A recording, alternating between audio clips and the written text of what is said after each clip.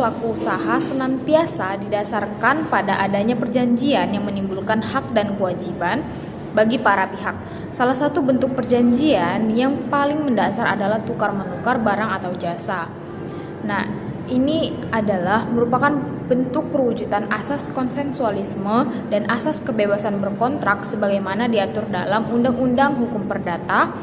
Ini sering mengakibatkan kegiatan ekonomi atau perjanjian bisnis semakin beragam dan kompleks, antara lain perjanjian investasi dan perjanjian anjak piutang atau factory. Baik, di sini saya akan menjelaskan mengenai pengaturan perjanjian tukar-menukar dalam KUH Perdata dan resiko yang mungkin timbul dalam perjanjian tukar-menukar. Perjanjian tukar-menukar dalam hukum positif Indonesia terdapat dalam Kitab Undang-Undang Hukum Perdata atau KUHP pasal 1541 sampai 1546. Pada pasal 1541 menyebutkan bahwa tukar-menukar ialah suatu persetujuan di mana kedua belah pihak mengikatkan diri untuk saling memberikan suatu barang secara timbal balik sebagai ganti suatu barang lain. Dengan demikian, inti dari tukar-menukar adalah pertukaran barang dengan barang tanpa adanya uang sebagai alat pembayaran utama. Walaupun demikian, ketentuan pasal 1542 menegaskan bahwa segala sesuatu yang dapat dijual dapat pula jadi pokok persetujuan tukar-menukar. Hal ini menunjukkan bahwa tukar-menukar dianggap sebagai bentuk perjanjian konsensual yang sah sejak adanya kesepakatan antara para pihak mengenai barang yang ditukar. Dalam praktiknya, perjanjian tukar-menukar banyak digunakan dalam masyarakat tradisional maupun modern. Misalnya pertukaran tanah antara dua pemilik demi efisiensi penggunaan lahan atau pertukaran hasil pertanian dengan kebutuhan pokok lainnya di pedesaan. Seiring perkembangannya, konsep tukar-menukar juga melahirkan bentuk turunan yaitu tukar tambah, di mana salah satu pihak menyerahkan barang dan menambahkan sejumlah uang untuk menutupi selisih nilai. Hal ini sah menurut hukum selama ada kesepakatan dan objek yang ditukar jelas serta bukan barang yang dilarang oleh undang-undang. Dalam pengaturan ini, KUH Perdata berusaha menjaga kepastian hukum dalam transaksi tukar-menukar. Tujuannya agar para pihak tidak hanya sekedar melakukan transaksi secara kebiasaan, tetapi juga memiliki dasar hukum yang mengatur hak dan kewajiban mereka. Selanjutnya, saya akan membahas mengenai resiko dalam perjanjian tukar-menukar yang cukup bervariasi. Yang pertama, yaitu resiko kepemilikan. Resiko kepemilikan yaitu apabila salah satu pihak ternyata tidak mempunyai hak penuh atas barang yang ditukarkan, maka pihak lain tidak berkewajiban menyerahkan barang gantinya. Hal ini sesuai dengan pasal 1543 KUHP yang berbunyi yaitu jika pihak yang telah menerima barang yang ditukarkan kepadanya dan kemudian ia membuktikan kepada pihak yang lain bukan pemilik barang tersebut, maka ia tidak dapat dipaksa untuk menyerahkan barang yang telah ia janjikan dari pihaknya sendiri, melainkan hanya untuk mengembalikan barang yang telah diterimanya. Dengan kata lain, keabsahan kepemilikan menjadi syarat mutlak dalam perjanjian tukar-menukar. Ketentuan ini kemudian diperkuat dengan pasal 1544 KUHP yang menyatakan bahwa barang siapa karena suatu tuntutan hak melalui hukum terpaksa melepaskan barang yang diterimanya dalam suatu tukar-menukar dapat memilih akan menuntut penggantian biaya, kerugian, dan bunga dari pihak lawannya atau akan menuntut pengembalian barang yang telah ia berikan. Hal ini menunjukkan bahwa hukum memberi perlindungan kepada pihak yang beritikat baik agar tidak dirugikan akibat cacat kepemilikan dari pihak lain. Dengan demikian, resiko kepemilikan menjadi resiko utama yang harus diperhatikan dalam setiap perjanjian tukar-menukar. Kedua, resiko musnahnya barang sebelum diserahkan.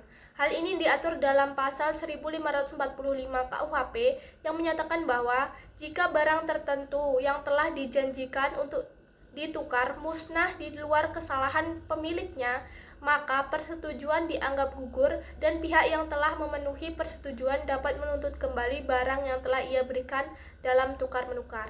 Namun, jika musnahnya barang disebabkan oleh kelalaian salah satu pihak, maka sesuai pasal 1546 KUHP, pihak lain wajib mengganti kerugian.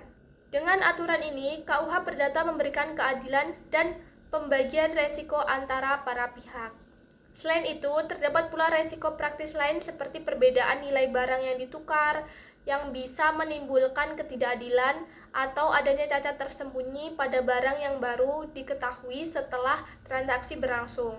Semua resiko ini memperlihatkan bahwa meskipun tukar-menukar tampak sederhana, implikasi hukumnya cukup kompleks. Oleh karena itu, pasal 1541 sampai 1546 KUH Perdata berfungsi sebagai rambu hukum untuk memberikan kepastian, perlindungan, dan keadilan bagi para pihak yang melakukan perjanjian tukar-menukar.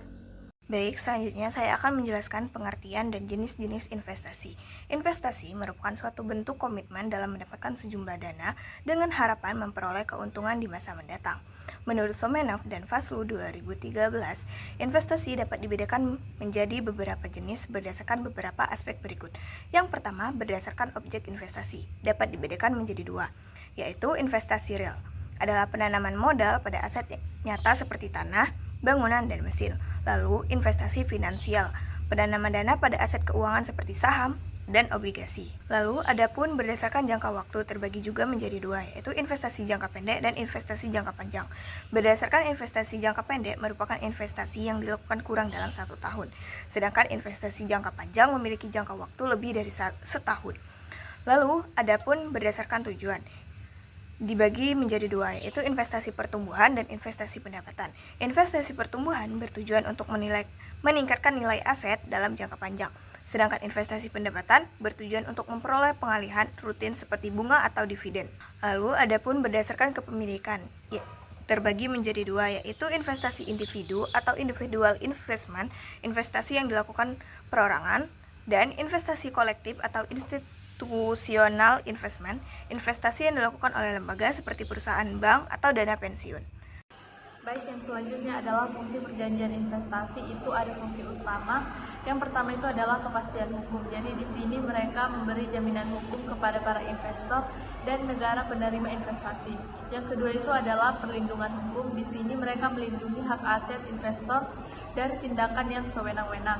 Yang ketiga itu adalah keadilan dan kesetaraan. Ini artinya memastikan investor diperlakukan adil dengan investor lain. Dan yang keempat ada penyelesaian sengketa. Ini artinya menyediakan mekanisme dalam menyelesaikan perselisihan di forum-forum internasional.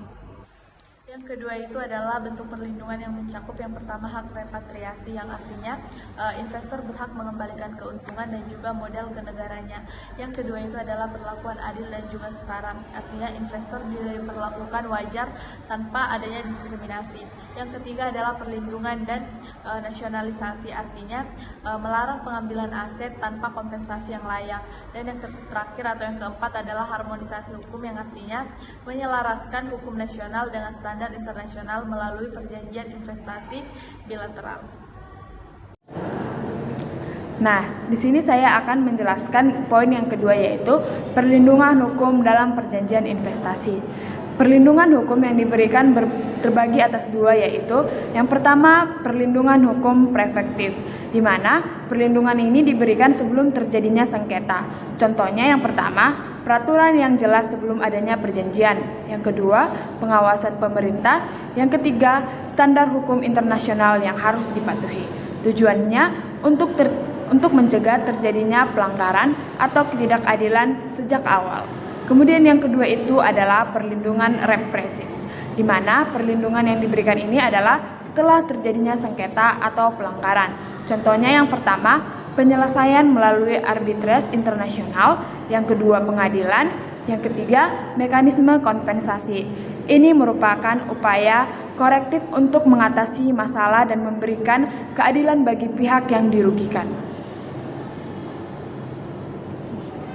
Dan perlindungan hukum dalam perjanjian investasi. Pada slide ini kita membahas dua poin penting, yaitu aspek hukum dan bentuk perlindungan hukum dalam sebuah perjanjian investasi. Yang pertama itu aspek hukum dalam sebuah perjanjian investasi. Ada beberapa asas atau prinsip hukum yang menjadi landasan ketika sebuah perjanjian investasi dibuat. Yang pertama itu azas kebebasan berkontrak, di mana artinya para pihak baik investor maupun negara atau mitra memiliki kebebasan untuk menentukan isi, bentuk, dan syarat-syarat perjanjian. Selama tidak bertentangan dengan hukum yang berlaku, mereka bebas menyepakati apapun yang dianggap perlu. Yang kedua itu aspek kepastian hukum, di mana perjanjian hukum harus memberikan kejelasan mengenai hak, kewajiban bagi kedua belah pihak. Dengan adanya kepastian hukum ini, investor merasa aman karena tidak ada yang berubah secara tiba-tiba. Kemudian yang ketiga itu asas itikat baik. Semua pihak wajib melaksanakan perjanjian dengan jujur, terbuka, dan tidak merugikan satu sama lain. Ini penting untuk menjaga kepercayaan satu sama lain. Yang keempat itu ada asas perlindungan dan keadilan. Hukum harus melindungi kedua pihak secara adil, baik itu investor maupun sebuah negara. Tidak boleh ada keberpihakan yang merugikan satu sama pihak lain. Keadilan ini mencakup perilaku yang setara, transportasi, serta mekanisme penyelesaian sengketa yang efektif.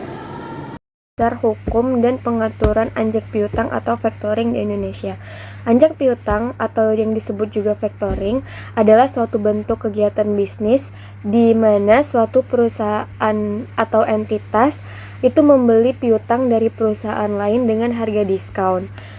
Dalam proses ini, perusahaan klien menjual piutangnya kepada perusahaan anjak piutang untuk mendapatkan dana tunai dengan cepat. Sementara perusahaan anjak piutang akan mengambil alih tanggung jawab untuk menagih piutang tersebut dari pelanggan perusahaan klien. Konsep anjak piutang juga meliputi 3 pihak utama, yaitu yang pertama perusahaan klien, yang kedua perusahaan anjak piutang, dan yang ketiga pelanggan perusahaan klien. Oke, selanjutnya yaitu manfaat dari anjak piutang sendiri, yaitu terbagi menjadi 3. Yang pertama, bagi perusahaan anjak piutang, mereka akan mendapatkan manfaat, yaitu yang pertama memperoleh keuntungan berupa fee dan biaya administrasi. Yang kedua, membantu menyelesaikan pertikaian antara kreditur dan debitur. Yang ketiga, membantu manajemen pihak kreditur dalam menyelenggarakan kredit. Selanjutnya yaitu bagi kreditur. Yang pertama, manfaatnya mengurangi risiko kerugian tak tertagihnya piutang, memperbaiki sistem administrasi yang kurang baik, dan memperlancar kegiatan usaha.